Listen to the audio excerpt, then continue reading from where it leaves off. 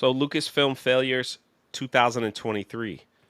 Star Wars Galactic Star Cruiser shut down immediately, and they take a tax write-off, which means technically they can't reopen it for anything else if you take a tax write-off.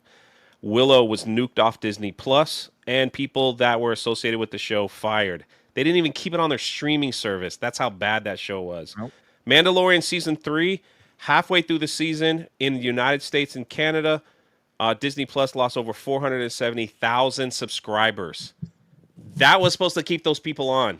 Nobody cared. Nobody. Over 400,000 Disney Plus subscribers left in the middle of Mandalorian season 3. We showed the High Republic sales. Some of their lowest books that sold less than 3,000 books. Less than 3,000 books. Who bought the 3,000 with the Star A Wars retailer name, that can't get rid of it.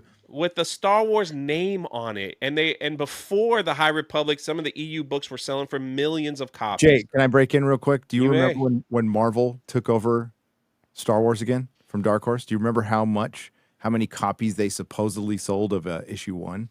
2015. 1 million. It was the first comic. Oh yeah, I remember that. I Oh, remember that. 1 Yeah, million in a long time. Turns out it was entirely bullshit. yeah. Wow. They put them in the loot crate boxes and they counted those things as sales. Luke That's how they Craig. do that shit, Yeah. man. It's all smoke and fucking mirrors, man. Yep. Sorry. And now we have Indiana Jones, which could be their biggest box office disaster. And I'm just talking Lucasfilm, not even anything else. So, like, how do you? There's nothing. I mean, we can go further back. Kenobi sucked. Everybody laughed at that. They spent $250 million on Andor. They've come out with these numbers saying, yeah, well, it's the greatest Star Wars show that nobody watched. And it's like, I don't know how many how do you go to the board of directors with your Lucasfilm notebook and say, I think we did okay.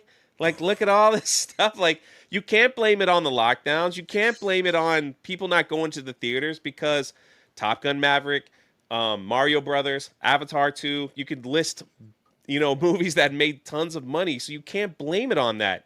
What racists didn't watch Star Wars anymore? Is that what you're going to blame it on? Maybe. I don't know. Misogynist people, white people. I don't know what you're going to blame it on anymore. So it's like, I agree with Gary. I think this Indiana Jones, sadly, if he did anything good, I think he's going to steer the ship. I'm not saying the ship is going to be saved, but maybe some people in charge they'll just say, all right, we'll move. I don't.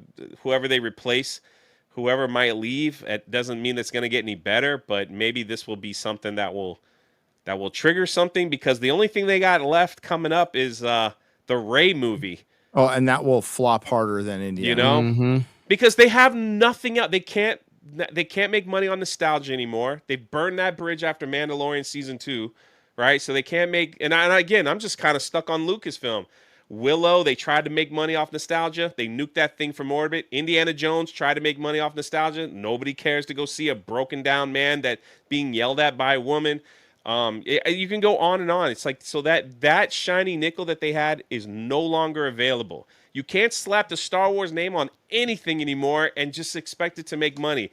That has sailed as well. You have done too much damage to this IP that it doesn't matter. That ship is gone. They don't But have now- an IP. They don't have Jack. They don't. There's nothing that it doesn't matter what Star Wars, the Lucasfilm wing, or even anything else. New shit. That crater shit. They spent $50 million. That took that That's shit gone.